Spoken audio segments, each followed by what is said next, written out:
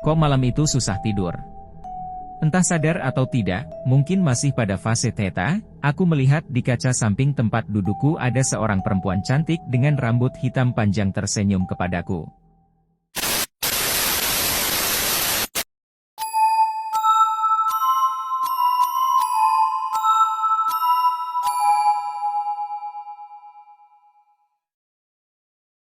Assalamualaikum warahmatullahi wabarakatuh. Kembali lagi bersama saya di channel Danger Zone. Jadi di segmen Kismis Kisah Misteri kali ini saya akan menceritakan tentang peringatan dari sosok misterius. Sebelum masuk ke ceritanya, alangkah baiknya kalian dukung channel kami dengan cara subscribe, like, comment, and share ke teman-teman kalian semua.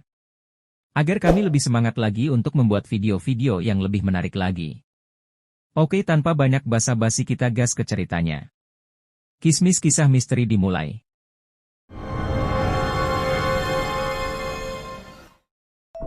Mungkin belum saatnya atau masih dalam lindungan Allah Subhanahu wa Ta'ala. Itu yang aku alami ketika lolos dari kecelakaan maut di daerah Kebak Kramat, Karanganyar, Jawa Tengah. Tahun 1999 hingga 2004 aku masih sering mondar-mandir Surabaya Solo. Tugasku di Solo, sementara rumahku di Surabaya, menyebabkan hampir tiap 3-5 hari sekali aku naik bis jurusan Surabaya Solo.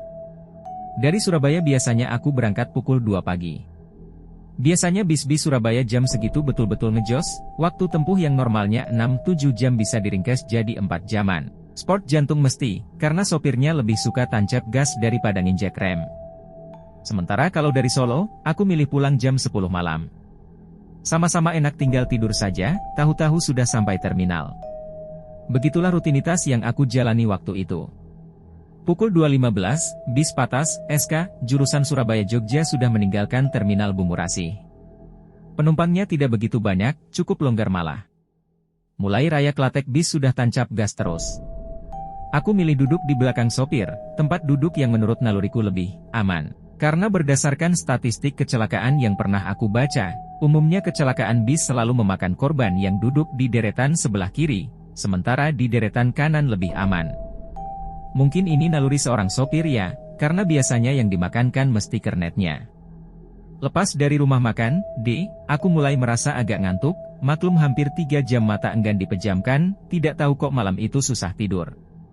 Entah sadar atau tidak, mungkin masih pada fase theta, aku melihat di kaca samping tempat dudukku ada seorang perempuan cantik dengan rambut hitam panjang tersenyum kepadaku. Tangannya yang kuning langsat seperti membawa seikat kembang mawar. Bibirnya nampak merah merona, dengan mata yang riap-riap, mirip Luna Maya. Perempuan itu nampak sedang menari dengan lincahnya, iringannya lagu-lagu campur sarian. Aku sendiri merasa heran, namun nalarku seolah mati. Aku mengikuti tarian itu dengan seksama dan sedikit menikmati. Setelah selesai menari, perempuan itu seolah melayang dan sudah ada di sisiku. "Mas, duduknya pindah ya? Jangan di sini, tapi di situ," katanya sambil menunjuk ke deretan kelima sebelah kanan. "Loh, kenapa Mbak?" tanyaku agak tidak suka. "Sudahlah Mas, sebaiknya pindah dari sini." Begitu dilakukannya hingga 3 kali, setelah itu perempuan itu menjauh dan hilang. Agak geragapan aku bangun bersamaan dengan bis yang tiba-tiba mengerem, berhenti untuk menaikkan penumpang. 2 orang penumpang naik, seorang ibu dengan anaknya. Anaknya ngotot minta duduk di belakang sopir, kuatir mabuk, kata ibunya kepadaku.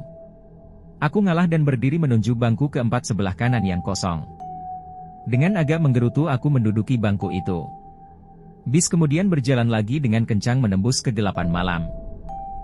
Bis makin lama makin kencang, ibu tadi berkali-kali mengingatkan sopir untuk hati-hati.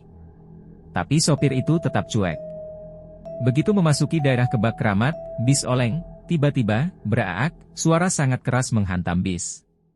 Bis menabrak travel, dengan sangat keras dan baru berhenti setelah menabrak pohon asem besar yang ada di depan makam Kebak Kramat. Pandanganku jadi gelap. Bangun-bangun terasa sangat perih di kedua sikutku, aku terlempar jauh dari bis. Jeritan menyayat hati terdengar di sana-sini. Travel Air hancur lebur, semua penumpangnya meninggal. Begitu juga dengan penumpang bis, SK, banyak yang luka berat. Darah dan pecahan kaca berserakan di mana-mana, bahkan ada sepotong tangan berlumur darah yang mampir di perutku. Aku sempat histeris karena mengira tanganku putus. "Tolong, Tanganku putus, tolong, jeritku sambil memegangi potongan tangan itu. Lah, tangan sampean masih utuh gitu loh, cuma luka-luka gores kena pecahan kaca, kata bapak-bapak yang menolongku. Mana pak? Lah, ini iho tanganku. Ini tanganku, kataku sambil menunjukkan potongan tangan itu. Tenang pak, tenang. Tangan bapak masih utuh, kata bapak itu. Aku sadar, kemudian melihat tanganku kiri dan kanan. Iho iya, benar tanganku masih utuh ya pak. Terus ini tangannya siapa? Sambil melempar tangan itu. Badanku terasa dingin dan mata mulai semerepet, mau pingsan lagi. Aku kemudian dibawa ke pinggir ke halaman sebuah warung soto. Dari tempat itu aku baru bisa melihat dengan jelas dahsyatnya tabrakan itu, banyak penumpang yang bergelimpangan, sebagian masih mengerang sakit tapi sebagian lagi pingsan, bahkan ada yang tidak, ngukup, alias meninggal. Bisku sendiri hancur di bagian depan.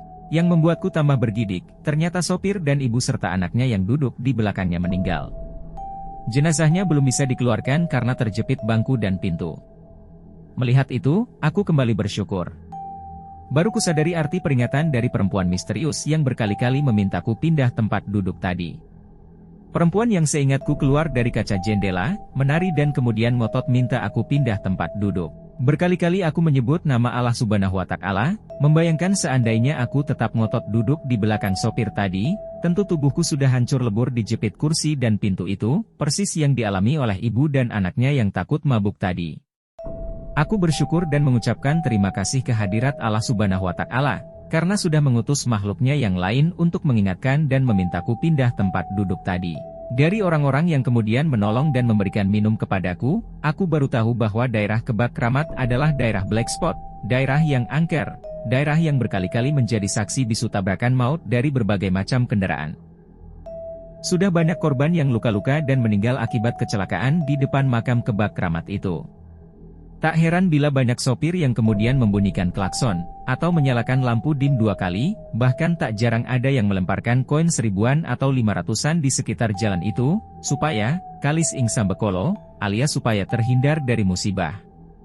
Aku hanya geleng-geleng kepala sambil meringis kesakitan mendengar keterangan itu. Aku tidak cerita tentang perempuan yang sudah mengingatkanku tadi. Bagiku perempuan tadi tetap menjadi misteri terbesar dalam kehidupanku. Menjadi tangan Allah Subhanahu wa Ta'ala untuk menyelamatkanku, sehingga aku masih bisa cerita seperti saat ini. Oke, mungkin segitu saja cerita yang bisa kami sampaikan. Mudah-mudahan dapat menghibur kalian semua. Dan jangan lupa ikuti kami terus ya. Wassalamualaikum warahmatullahi wabarakatuh.